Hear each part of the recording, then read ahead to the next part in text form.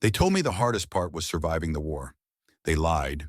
The hardest part was coming home and realizing that my little girl didn't even remember who I was. It's strange. You spend years dreaming of one single moment, one picture in your mind that keeps you alive when everything else is falling apart. For me, that picture was my daughter, Lily, running toward me with her arms wide open. I'd play that scene over and over in my head whenever I felt the world closing in. It was my lifeline. But when I finally came home, that moment didn't happen. Instead, she hid behind her mother. And for the first time since the war began, I truly felt broken. I'd been gone for 18 months, long enough for a kid to forget the sound of her father's voice. The flight home was quiet.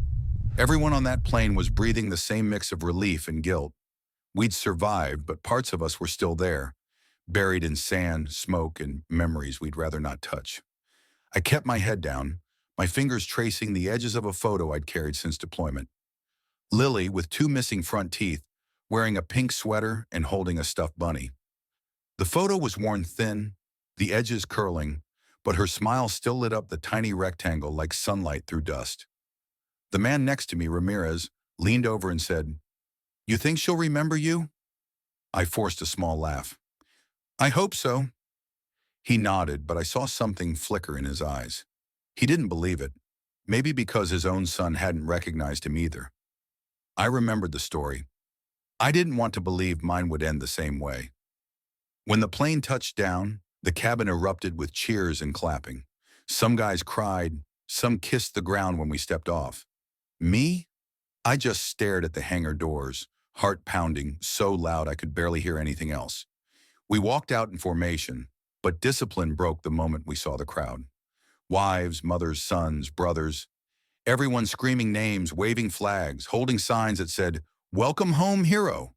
Then I saw them, Emily and Lily. Emily looked older somehow. Not tired, just weathered, like the months had been heavy on her shoulders. But she smiled through tears the moment our eyes met.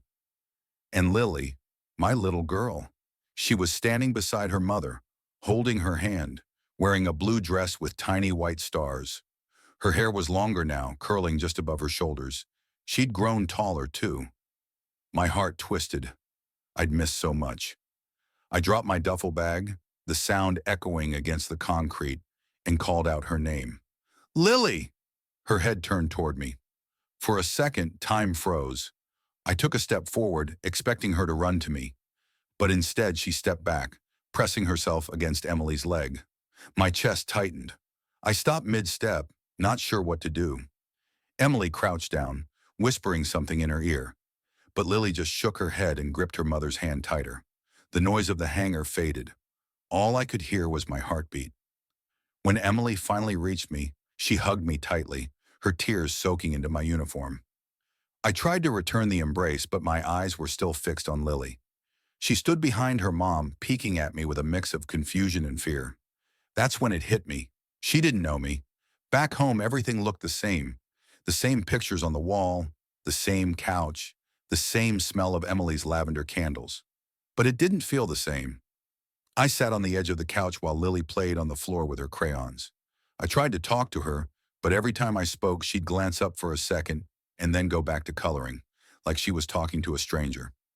At dinner, Emily made my favorite: roast chicken, mashed potatoes, gravy, the kind of meal I used to dream about. Lily sat across from me, swinging her legs. She barely touched her food. "Lily," I said gently, trying to sound cheerful, "do you remember what Daddy's favorite food is?" She shrugged without looking up. Emily smiled softly.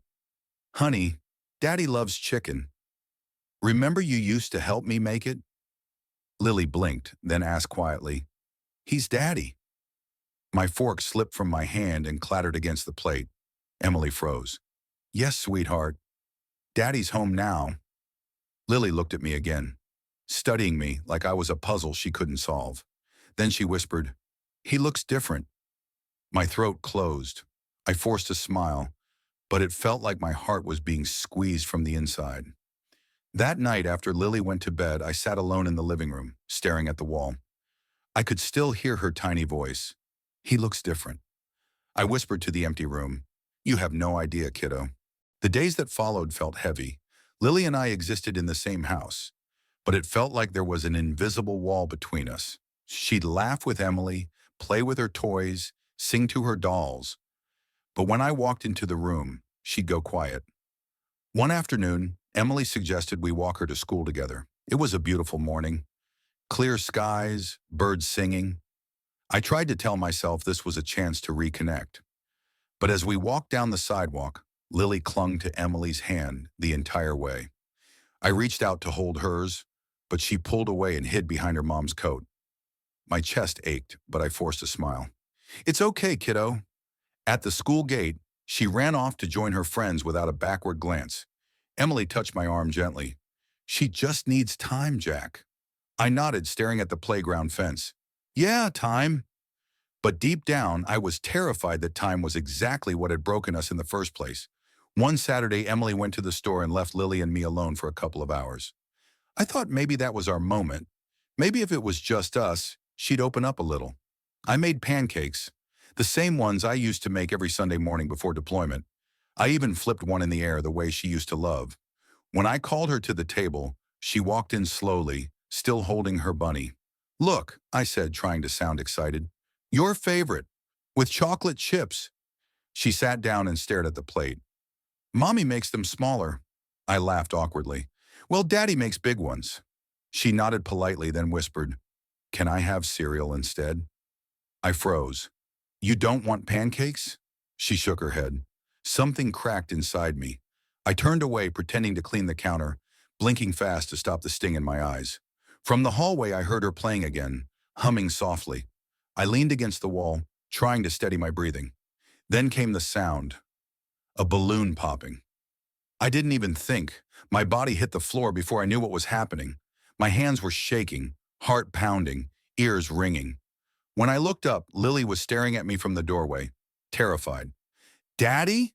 she whispered. I tried to smile. "I'm okay, baby. Just, just a noise." She ran to her room and shut the door. I sat there on the floor, my chest heaving, and whispered, "What's wrong with me?" That night I was in the garage cleaning out boxes. The smell of dust and oil filled the air, familiar, grounding. I found my old uniform folded neatly in a crate, next to a stack of letters I'd written to Lily while overseas, letters she was too young to read then. I opened one and started reading. The handwriting was shaky, the words simple. "Hi, baby girl. Daddy misses you so much. When I get home, we'll build another treehouse. I hope you're being good for Mommy. I love you to the moon and back." Tears blurred the ink. From the doorway, I heard voices. Emily and Lily upstairs. Their words drifted down through the vents. Lily asked softly, "Mommy, why doesn't Daddy smile anymore?" Emily hesitated. "He's just tired, sweetheart. He's been through a lot." "Is he mad at me?" My breath caught in my throat. "No, baby," Emily said gently. "He loves you so much. He just needs time." I sat there, holding that letter, feeling something inside me collapse. She thought I was mad at her. My little girl, the reason I fought, the reason I survived, thought I didn't love her. That night, I couldn't look at myself in the mirror. A few days later, Emily took Lily to visit her grandparents. I stayed home, said I needed rest. Truth was, I didn't want Lily to see me like this. Jumpy, distant, broken. The house was silent. I walked through each room like a ghost. The living room where we used to build blanket forts, the kitchen where she'd sneak cookies when she thought I wasn't looking. Everything felt like a museum of a life I no longer belonged to. In the corner of the living room was her drawing board. On it was a picture she'd drawn at school, a stick figure of her, her mom, and a tiny dog. No dad. I stared at it for a long time. Then I sat down and picked up a crayon. I drew myself in next to them. Shaky lines, clumsy hand. It didn't look right, but it made me feel something. When Emily and Lily came home later that night, Lily noticed the drawing. She pointed at it and asked, "Who added Daddy?" Emily looked at me. "Daddy did, sweetheart." Lily looked back at the picture. Then after a moment she whispered, "Oh," and walked away. It shouldn't have hurt that much, but it did. That night I sat alone in the garage again. The same uniform, the same letters, the same silence. I looked at my reflection in the window, the lines on my face, on the eyes that didn't look like mine anymore. For the first time, I said it out loud. She doesn't know me, and maybe I don't know myself either.